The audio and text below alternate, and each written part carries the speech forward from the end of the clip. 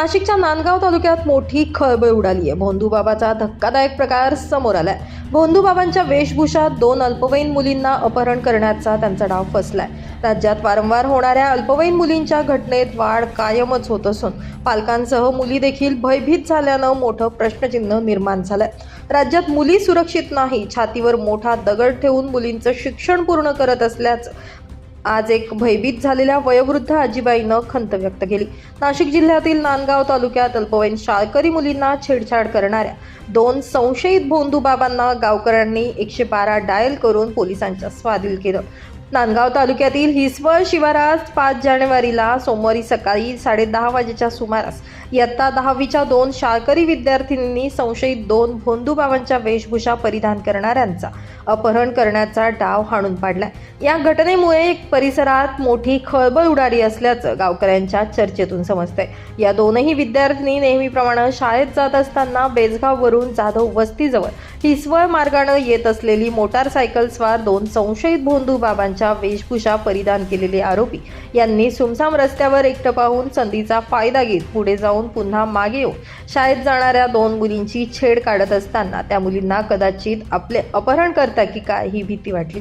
यावेळी अतिशय सतर्कतेनं सावध होऊन चालाखीनं आपली सुटका करत पळ काढला, तरी त्यांचा गैरहेतूनं पाठलाग करत हात पकडून ओढून मुलींना लज्जा उत्पन्न होईल असं कृत्य त्यांनी केलं। सदर घटनेबाबत त्यांच्यावर नांदगाव पोलीस ठाण्यात गुन्हा दाखल करण्यात आला। संशयित आरोपी पोलिसांच्या ताब्यात असून त्यांची चौकशी सुरू आहे। तसेच नांदगाव पोलीस ठाण्याचे पोलीस निरीक्षक दिगंबर भदान यांनी शाळकरी मुलामुलींनी कुठल्याही संशयित व्यक्तीबाबत पोलीस मदतीसाठी 112 हा नंबर डायल करा, पोलिसांची तत्पर मदत मिळेल असं सतर्क राहण्याचं आवाहन केलंय। आज रोजी बेजगाव इथून काही अल्पवयीन मुली हिसवळ येथे शाळेत जात होत्या। तर दोन मुली ज्या होत्या त्या शाळेत जात असताना हिसवळ येथे त्यांना रस्त्यामध्ये दोन साधू वेशातील इसम भेटले। त्या इसम जेव्हा मोटरसायकलवर आले तर त्यांनी थांबले, त्या मुलींना बघून थांबल्यानंतर मुली जोरात चालायला लागल्या। तर परत ते त्यांच्याजवळ आल्यानंतर गाडीच्या खाली एक इसम उतरला आणि त्या इसमाने त्या मुलीचा हात धरल्यामुळे ती मुलगी जोरात पळू लागली। त्याच्यानंतर तो इसम पण पळू लागला। त्या मुलींना भीती वाटल्यामुळे त्या मुली तिथून पळून गेल्या। जागा जरा अरण्याची होती, झाडी झुडपांची होती, त्यामुळे पुढे पळून गेल्यानंतर तितक्यात त्यांच्या गावचाच एक इसम आला।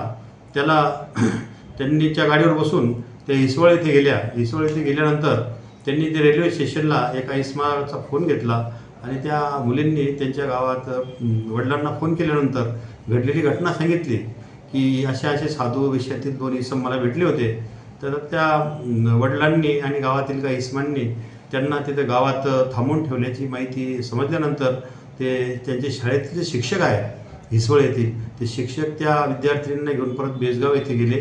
त्या मुलींनी त्या साधू वेशातील इसमांना ओळखले, यांनीच त्यांची हात धरून छेडछाड केल्याचं हकीकत सांगितली आणि त्याच्यानंतर त्यांना पोलिसांच्या ताब्यात देण्यात आलेलं आहे आणि त्यांच्याविरुद्ध आपण नांदगाव पोलीस स्टेशन येथे विनयभंगाचा आणि अल्पवयीन मुलांबद्दल जो काही अपराध असतो त्यानुसार आपण गुन्हा दाखल करीत आहोत आणि त्या आरोपींना ताब्यात घेतलेलं आहे। त्या आरोपींची नावं जी आहेत, दोन नावं निष्पन्न झालेली आहेत। सुरेश तुकाराम जगताप, राहणार गोसाईवाडी, तालुका जामनेर, आणि दुसरा जो इसम आहे त्याचं नाव आहे नारायण दादाराव शिंदे, ते अंबड, तालुका अंबड, जिल्हा जालना येथील आहेत।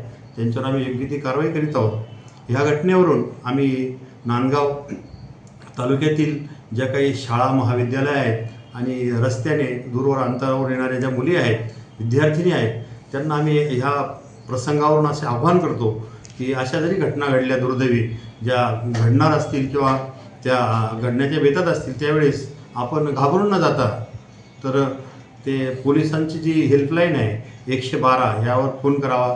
चाइल्ड हेल्पलाईनचा नंबर आहे 1098, त्यावर कॉल करावा आणि आपण भयमुक्त वातावरणात आपण शाळा शिकावी। जेव्हा जेव्हा तुम्हाला गरज भासेल तेव्हा पोलीस तुमच्या मदतीला सदैव तयार राहतील। नंबर लक्षात असू द्या, डायल 112ला तुम्ही केव्हाही कॉल करा। कोणत्याही मुलींनी घाबरून जाऊ नये।